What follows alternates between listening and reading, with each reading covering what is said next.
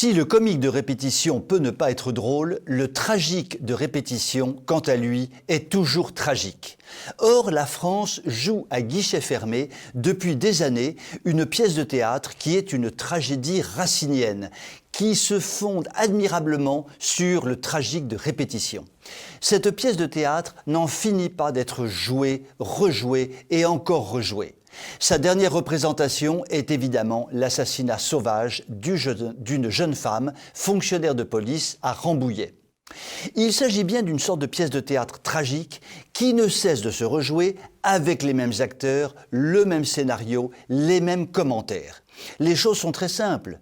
Sur la base du Coran, livre de paix et d'amour comme chacun le sait, et sur la base de prédicateurs qui prêchent la bonne parole de paix et d'amour comme chacun le sait, une partie des acteurs sont des musulmans, immigrés tout court ou immigrés clandestins, qui tuent des Français de souche au cri tonitruant de « Allah Akbar ».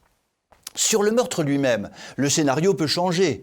Égorgement au couteau, écrasement par camion, attaque à l'arme lourde, dans un théâtre et autres joyeusetés au choix. Une autre série d'acteurs sont les victimes. Elles sont pleurées comme il se doit.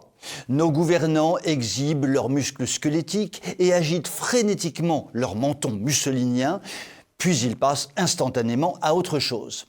Une troisième série d'acteurs sont les radios et télévisions du système qui invitent psychiatres et autres psychologues.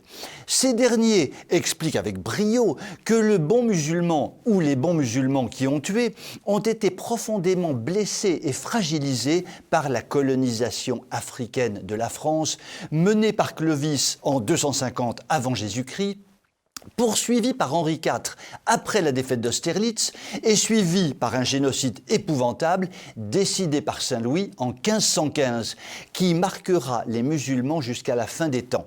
Il faut donc excuser ces tueurs, qui sont au demeurant vraiment de chic type.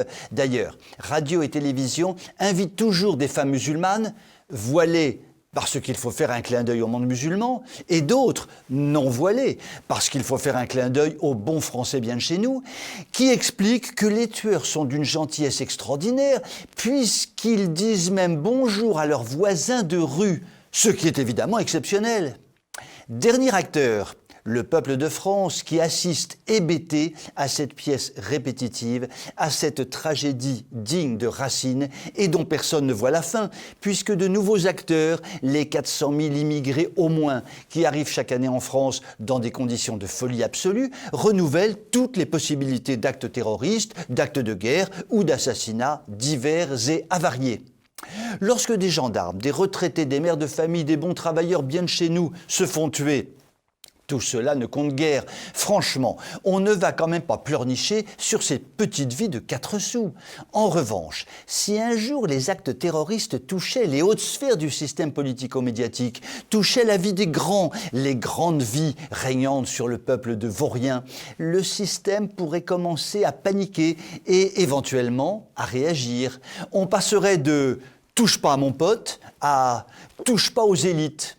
À cet égard, le tabassage en règle de Bernard Tapie et de son épouse par des immigrés africains peut donner à réfléchir. Cela dit, ne nous leurrons pas sur les élites qui sont totalement hors sol.